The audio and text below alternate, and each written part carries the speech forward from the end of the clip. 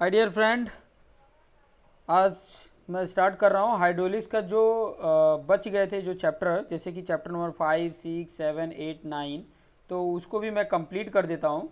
तो अभी जो 5 नंबर का जो चैप्टर था उसको मैं बता देता हूँ कि जो चैप्टर नंबर 5 है आपका, उसका नाम है हाइड्रोडायनेमिक्स। हाइड्रोडायनेमिक्स नाम है, ठीक है। तो इसको भी मैं 1 बाय 1 वीडियोज़ में कंप्लीट करके बता दूंगा कि ताकि आपको आइडिया मिल जाए कि हाइड्रोडायनेमिक्स क्या है, ठीक है। उससे रिलेटेड हम बात करने वाले हैं। पहले नंबर तो हाइड्रोडायनेमिक्स क्या है वो चीज़ें मैं यहाँ पे बता देता हूँ कि ताकि आपको आइडिया मिल सके कि हम इससे रिलेटेड क्या इसमें पढ़ने वाले, क्या समझने वाले हैं, कि ताकि उसके बेस पर हम उसकी जो भी स्टडी करनी है उसको हम आसानी से स्टडी कर पाएँ। तो इसका डेफिनेशन पहले तो बता देता हूँ कि इसकी डेफिनेशंस क्या है, ठीक है। तो मैं यहाँ पर डेफिनेशंस बता दूँ कि हाइड्रोडायनेमिक्स जो है, हाइड्रोडायनेमिक्स आप भी मेरे साथ लिख सकते हो, is the branch of fluid mechanics. Fluid mechanics क्या है? ये ब्रांच है डीलिंग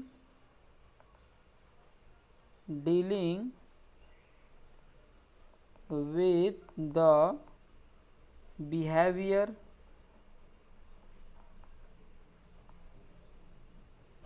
of फ्लूइड के बिहेवियर, ठीक है। फ्लूइड के बिहेवियर के साथ डील करता है, ठीक है, स्टडी करते हैं।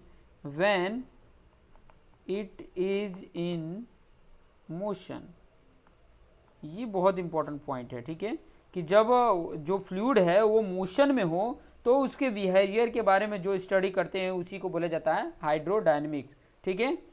एक और इंपॉर्टेंट पॉइंट इसमें यह भी लिखना था कि विथ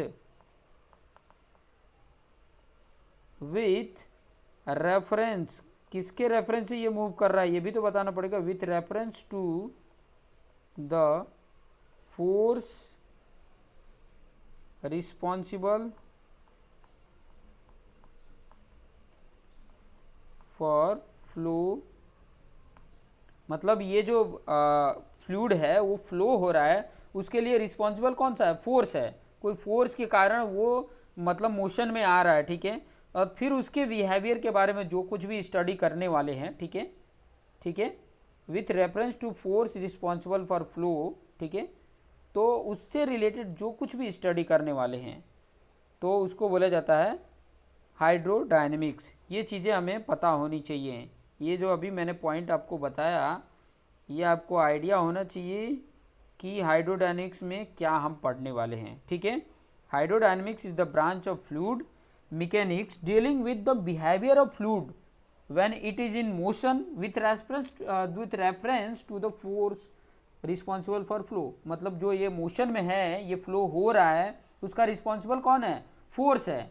वही इसके पहले वाला जो 4th चैप्टर आपने पढ़ा हाइड्रोकाइनेमेटिक्स, उसमें क्या था? हाइड्रोकाइनेमेटिक्स था, उसके लिए रिस्पॉन्सिबल कोई फोर्स नहीं था, वो ड्यू टू ग्रेविटी फ्लो हो रहा था।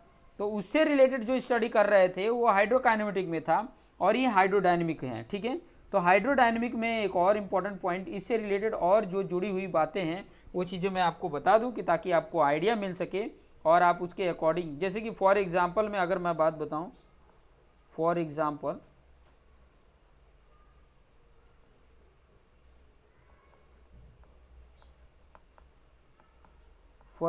की अगर मैं बात करूं तो जैसे कि चेंज इन प्रेशर से रिलेटेड आ सकता है।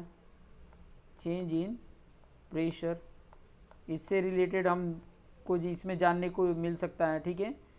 या तो अगर मैं बात बोलूं फ्लो थ्रू ओरिफिस, उससे रिलेटेड फ्लो,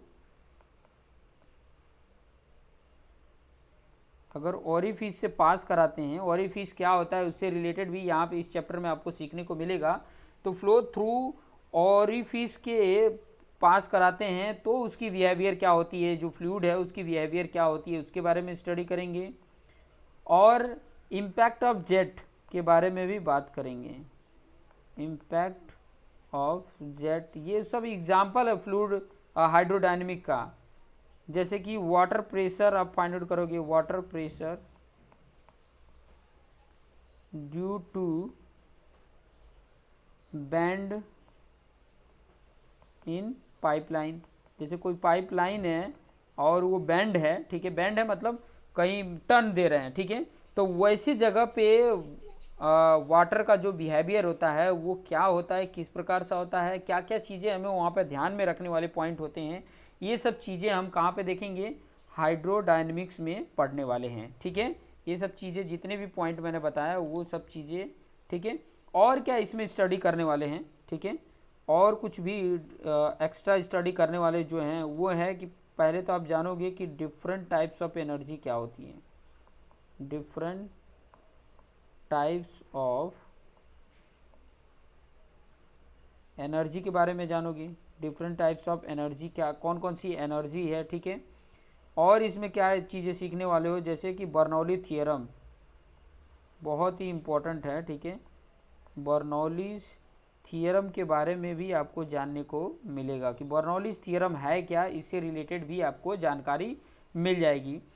और कुछ इम्पोर्टेंट की अगर मैं बात करूं कि जो बर्नौली थियरम है इसके एप्लीकेशंस की बात करेंगे, एप्लीकेशंस, ठीक है, कहाँ पर इसको यूज करेंगे, ये थियरम जो है इसका एक्चुअली एप्लीकेशंस क्या है इनके बारे में भी जानेंगे, ठीक है। प्लस वेंचुरीमीटर के बारे में जानेंगे कि ये वेंचुरीमीटर है क्या, ठीक है, वेंचुरीमीटर है क्या, इससे रिलेटेड हम ये सब चीज़ें इस चैप्टर में डिस्कस करने वाले हैं। तो इसका डेफिनेशंस कहाँ कहाँ हम इसको क्या क्या इसमें पढ़ने वाले, ये सब चीज़ें तो मैं आपको बता दिया। अभी नेक्स्ट इंपॉर्टेंट पॉइंट क्या है वो चीज़ें मैं यहाँ पे बता दूँ। देखो छोटे छोटे वीडियोज़ मैं लेकर आऊँगा कि ताकि आपके लिए आसान हो सके, आपके लिए ईजी हो सके और आप उसको समझ के अपने आप को बेस्ट बना सकें। इस तरीके से मैं ये वीडियो बना रहा हूँ, ठीक है, कि ताकि आपके लिए आसान हो सके। और जितने भी न्यूमेरिकल्स पार्ट आएंगे वो न्यूमेरिकल पार्ट तो मैं प्रयास करूंगा कि ज़्यादा से ज़्यादा न्यूमेरिकल आपको एक्सप्लेन करके समझा सकूं आसान भाषा में, आसान लैंग्वेज में, कि ताकि आपको आसानी से समझ में आ सके।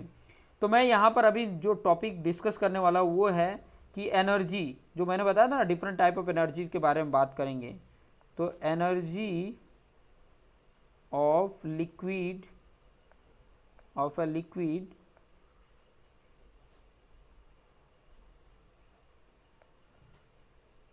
इन मोशन, अगर जो लिक्विड है, ठीक है, हालांकि ये हाइड्रोलिक्स है तो इसीलिए वाटर से रिलेटेड ही हम बात कर रहे हैं, गैस से रिलेटेड हम कोई बात नहीं कर रहे हैं, ठीक है। फ्लूइड दोनों को इंक्लूड करके चलता है, वाटर और लिक्विड और गैस, ठीक है। तो यहाँ पर लिक्विड को लेकर चल रहे हैं, हाइड्रोलिक्स पूरा लिक्विड के बेस पे है। फ्लूइड मैकेनिक्स में दोनों कंबाइन लेकर चलता है, फ्लूइड में आपका लिक्विड और गैस दोनों को लेकर चलता है, लेकिन हाइड्रोलिक्स में सिर्फ लिक्विड की बात कर रहा है, ठीक है। तो लिक्विड जो मोशन में है तो उसकी कौन कौन सी एनर्जी होती है, ठीक है। पहले नंबर तो आपको पता होना चाहिए कि ये एनर्जी है क्या, ठीक है, एनर्जी क्या बोला जाता है। तो एनर्जी के लिए मैं यहाँ पे बता दूँ, the capacity to do work is called as energy. यहाँ पे लिख देता हूँ, the capacity to do work is called energy. ये आप चीज़ें लिख सकते हो, ठीक है। The capacity to do work is called as energy, उसी को क्या बोलते हैं, एनर्जी बोलते हैं, ठीक है। लिक्विड, आपके लिक्विड की प्रॉपर्टीज आपको पता ही है, ठीक है, जितने भी लिक्विड होती हैं, ठीक है, उसकी अगर प्रॉपर्टीज आपको जाननी है तो इसका फिक्स्ड वॉल्यूम होता है, वॉल्यूम जो होता है इसका फिक्स्ड होता है, ठीक है।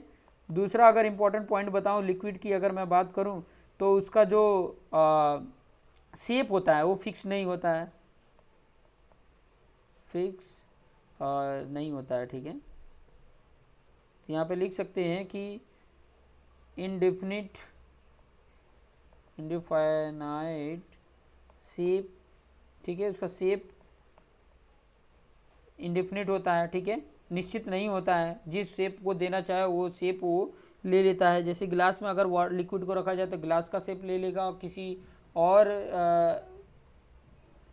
बर्तन में रखते हैं तो उसका शेप ले लेता है। तो लिक्विड का शेप क्या होता है, इंडेफिनिट होता है। तो ये चीज़ें कुछ प्रॉपर्टीज़ तो आपको पता होनी चाहिए। लिक्विड और सॉलिड की अगर मैं बात करूँ तो लिक्विड का जो उसके मॉलिक्यूलर्स के पार्टिकल के बीच में स्पेसिंग जितनी होती है उससे बहुत कम स्पेसिंग आपके सॉलिड में होती है, मतलब इनके बीच में वॉइड्स ज़्यादा होते हैं लिक्विड में और सॉलिड में वॉइड्स नहीं होते हैं।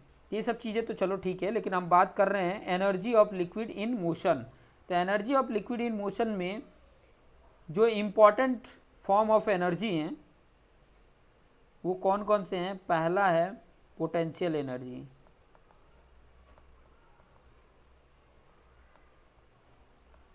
पोटेंशियल एनर्जी क्या है, ठीक है। फिर दूसरा अगर मैं बात करूँ दूसरे टाइप का एनर्जी, उसको बोला जाएगा काइनेटिक एनर्जी। Kinetic energy. और थर्ड है प्रेशर एनर्जी। इसके बारे में स्टडी करनी है और इससे रिलेटेड और भी कुछ और इम्पॉर्टेंट पॉइंट है, इनसे ही जुड़े हुए कुछ और इम्पॉर्टेंट पॉइंट है, जैसे कि टोटल एनर्जी, ठीक है। टोटल प्रेशर हेड क्या होता है, ठीक है। टोटल हेड बोल सकते हैं, टोटल एनर्जी बोल सकते हैं। तो वो चीज़ें भी इसके रिलेटेड आपको ये सीखने को मिल सकता है कि पोटेंशियल एनर्जी क्या होती है, काइनेटिक एनर्जी क्या होती है, प्रेशर एनर्जी क्या होती है। ये नेक्स्ट वीडियो में मैं आपको एक्सप्लेन करके बताऊंगा कि potential energy, kinetic energy, pressure energy, उसके साथ साथ टोटल एनर्जी और टोटल हेड, ये चीज़ें भी मैं आपको एक्सप्लेन करके नेक्स्ट वीडियो में बताऊंगा। छोटे छोटे वीडियो इसलिए बना रहा हूँ ताकि आप देखकर अपने आप को बेस्ट बना सके, ठीक है। वीडियो अगर अच्छे लग रहे हैं तो लाइक करिए, ठीक है। कमेंट करके ज़रूर बताइए कि ताकि आगे के वीडियो मैं कंटिन्यू कर पाऊँ। सब कुछ आपके ऊपर डिपेंड है। अगर आप लोगों ने व्यू अच्छा इसका रहा तो मैं आगे इसको कंटिन्यू करूँगा, पूरे जो 5, 6, 7, 8, 9 जो चैप्टर हैं उसको कंप्लीट कर दूंगा। तो ये सब कुछ आपके ऊपर डिपेंड है। तो देखते रहिए और अपने आप को बेस्ट बनाते रहिए। Thank you for watching this video.